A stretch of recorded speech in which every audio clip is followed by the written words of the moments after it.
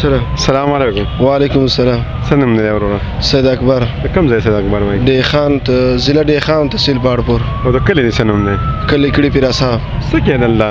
دلته راغلي د مولانا صاحب په حکم باندې. نو حکم باندې څه کوئ؟ حکم باندې دا کوي چې مولانا صاحب د جان او د کارکنانو د جان دفاع کولو لپاره راغلي او اسلام د نافذولو لپاره راغلي. اسلام نافذ دی پاکستان؟ اسلام لکه نافذ ده په محفوظ نه ده او مکمل توګه باندې نه ده نافذ.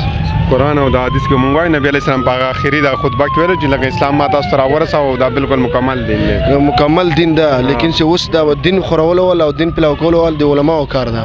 نو موږ دا وایو چې دین پاکستان کې پلاوي علما یې پلاوي. نو لهدا تاسو موږ مخ ته پرېږدئ چې موږ مخ ته لاړ شو دین خور کو. نو دا عمران خان نشي پلاوله دا به علما پلاوي. نو تاسو جماعتونو ته ځئ کلو ته ځئ علاقو ته ځئ تاسو دلته اسلام آباد کې څه کوئ؟ دین خو په ځای کې کلو کې خوري. خو مرکز اسلام آباد کې خور کوي او څه مسجدونو ته کورونو کلو ته اسلام آباد کې خو هر جماعت کې چې موږ لاړ شو په زرونو خلک مانځه کې ولاړ دي. داسې خو نه چې دلته څوک مانځه مطلب دا نه چې موږ څوک نه کوي. موږ دلته عیسایان هم کوي خپل عبادت کوي. مسلمان خپل عبادت کوي لکه او مسلمان خپل عبادت کوي دا نه ده. خو اسلام چې کوم حقوق دی هغه نه ورکړي په پاکستان کې هغه لپاره یو مثال ته یو حقوق وایي کنه یو چې وي داسې لکه شرعي نظام چې کوم د مثال شرعي نظام کې ته څه شی وایي چې خلکو ته نه ورکولی کېږي تر اوسه پورې؟ شرعي نظام لکه اوس دا چې حدود دي د قصاص ته حدود دغه وایي مثال چې ته په ما کوم جرم وکړي دغه بدله زه درکوم. اوس داسې حکمران دلته نشته ما ته بدله راکړي لا د مظلوم سره سي لا د مظلومیت ناره واوري. ډسټرکټ چې کومه وي که نه د ضلعې چې کومه انتظامیه وي که نه دا د هغې کام وي.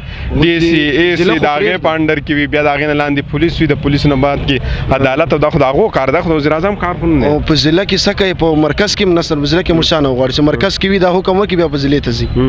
نو چې راغلی شو مرکز کې دا شی موږ کو دلته نه علاوه نور څه داسې دي چې لکه په مسلمانانو کې نشته. دغه لپاره خو ډېره زیاته مطالعه غواړي ته ما ته ټیم راکړې دا خو نه چې 15 منټه تاسو راوستم ما نه ته پوښتنه کوي. یاران چې زه اوس دومره دی خان ته تاسو روپۍ کرایه ورکړله ګاډي ته؟ دی خان ته ما ورکړې ده تقریبا 3000 روپۍ. 3000 روپۍ دا کرایه ورکول او راتلې او دلته خرچې کولې. نو په کار دا مخکې سټډي کړو دې لپاره ته مطالعه دې کړو؟ ما 3000 ورکړه تا یې ورپېندو کړه دغه جن راغله ته ما پسې راسه د دین طلب راوړه. جی جی زه تا ته مکمل دین دروښوم. زه اوس دلته راغلی یم که نه د مولانا صاحب د کارکنانو حفاظت لپاره راغلی یم.